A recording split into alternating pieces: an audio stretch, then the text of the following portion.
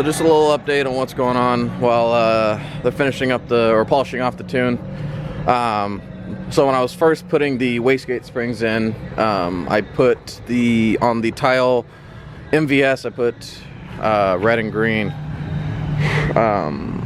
I guess that was yielding above 15 pounds of boost, and that's not kind of what I was shooting for. I was shooting for around 10, 12. So we had to take those off. We noticed that the upper port little plug, it was like a Allen key plug. That one, I guess, wiggled itself out, so it does not have that in there. So we had to plug that up. So you can kind of say it was overboosting, but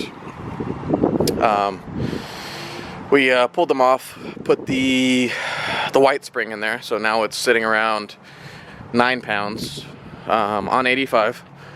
Kind of want to keep it there for now. Then I'm gonna get a manual boost controller so we can kind of turn it up from there. I kind of want that to be my low boost setting. Then I can kind of bring it up to maybe around 15, 16. Right now it's sitting at 405, 20% low on the dyno, so that's around like 450, 480, I guess, based off that calculation. So right now we're just polishing off the drivability tune. So then we'll be able to take it home and then drive on it for a little bit, see how the motor likes it, and then kind of turn it up from there.